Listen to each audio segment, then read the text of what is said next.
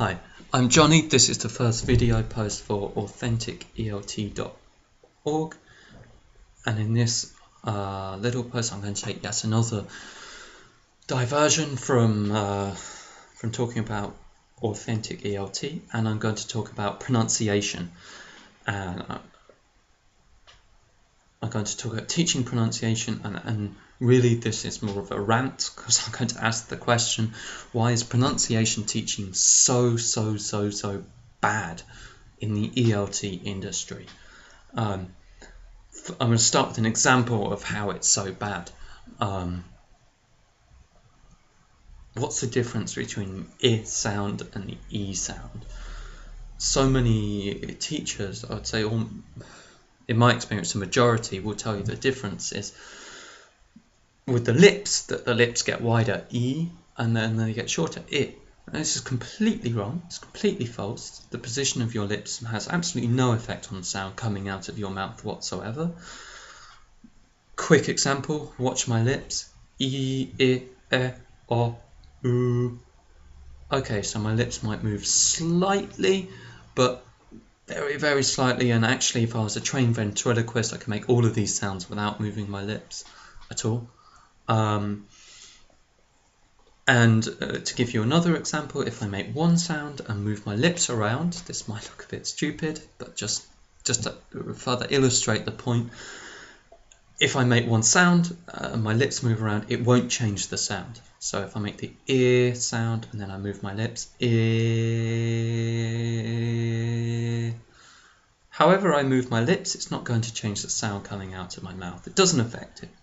So, and yet teachers continue to teach this, to drill their students to say E, and the students are looking at the teacher going I, producing completely the wrong sound. It's not helping anyone, it's false, it's rubbish. And well, why aren't teachers taught to teach pronunciation? Why aren't they taught about where the sounds are made? So we might be taught on our delta, but we might actually not be, because it's not really tested in the exam or in any particular part of the delta, unless you do pronunciation for one of your assessed lessons. It's certainly not really on the CELTA.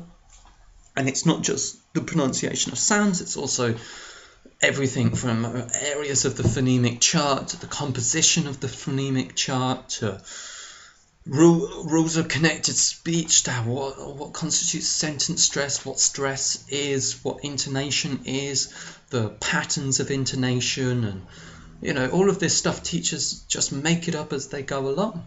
We wouldn't make up a grammar rule as we went along, or we wouldn't make up vocabulary. But when it comes to teaching pronunciation, teachers, I think they just make it up basically. And I guess my argument would be that it's really bad. Okay, so some students pick up pronunciation naturally. That's fine, that's good. But there are a lot of students, in my experience, mainly Asian students, who really struggle with pronunciation to the extent where it means that when they speak, people either can't understand them, or their meaning comes across as bad because their intonation is so kind of rude or sudden. And yeah, it's really poor, isn't it? And it lets down the students who can't do this.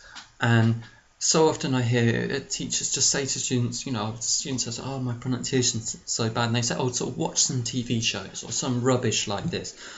They're paying for our classes, they want to be taught, and a TV show isn't going to tell them where a sound is made in the mouth, which is what these students who have been in the country for several months and still can't, or learning for several months and still can't pronounce the sounds. That's actually what they need to be taught, is where they're made in the mouth, need to be taught properly.